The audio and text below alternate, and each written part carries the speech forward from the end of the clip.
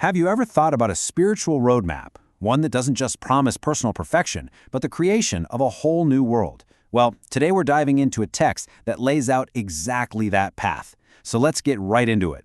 So, right at the core of this whole teaching is this one really powerful directive. It's all about keeping this constant mental connection, this yoga, with a higher source, no matter what you're doing, who you're talking to, or even who you're looking at. And this idea of constant remembrance, it's basically presented as the master key, the thing that unlocks everything else on this path. All right, so here's our game plan for today. We're going to walk through the 6 key stages of this incredible journey. We'll kick things off with the ultimate goal, then get into the dramatic reason for this change. We'll talk about the guide, the practical how-tos, the battles you face inside, and finally, the big picture, the collective outcome of it all. Okay, first up, a path to perfection. So what's the end game here? Where does this all lead? Let's start by really pinning down the destination, the ultimate state of being this path is all about. What's interesting is how this whole process is framed. It's not just presented as a belief system, but more like a spiritual curriculum. Think of it like you're enrolling in a godly university, and the only subject on the syllabus, your own transformation. The goal is to go from being human to what the text actually calls a deity. And the name for this ultimate goal, this graduation state, if you will, is Karmatit. Now, this is way beyond just doing good deeds. It's about reaching a state of perfection where your actions just don't create those karmic ripples anymore. Imagine your actions are like light passing through a perfectly clean window. They have an effect, sure, but they leave zero trace on you. You're basically free from the whole cycle of cause and effect for many, many births. Okay, so becoming Karmatit sounds pretty incredible. But why? Why is such a huge, radical transformation even necessary? Well, the text gives a pretty dramatic reason for it all. And this really lays it all out, doesn't it? The core conflict. On one hand, you have the old world, which is described as just getting worse and worse, filled with vices, devilish traits, just total confusion. It's a mess. But on the other side, you have the new world, this kingdom of purity and divine virtues, the world where that Karmatit stage is possible. The whole journey is about getting from here to there. So when does all this happen? According to the text, it's during a very specific, unique window of time called the Confluence Age. The best way to think about it is like a cosmic bridge. It's this short, supercritical period where the old world is literally falling apart while the new one is being built. It's the stage where this whole drama is playing out. All right, so if you find yourself on this cosmic bridge during this critical time, who's your guide? I mean, how do you even begin to navigate from one side to the other?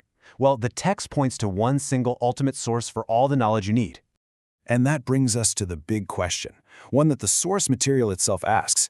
If certain people are meant to be the instruments for building this new world, what are their instructions? What's the blueprint they're supposed to follow? The answer comes in one word, Srimad. So what is that?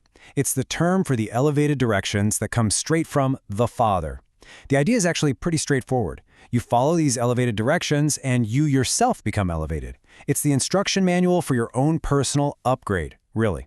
And the role of this figure, the Father, is super specific. He's called the Purifier, and he's said to come only during this special confluence age to give out this knowledge.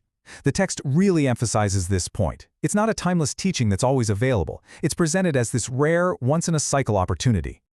Okay, let's recap. We've got the goal, Karmatit, we've got the setting, the Confluence Age, and we've got the guide, the Father. So that brings us to the really practical part, the how-to. What do you actually do? It's broken down into 3 main steps. First, it starts on the inside with that constant remembrance we talked about right at the beginning, becoming soul conscious. From there, it's about imbibing divine virtues.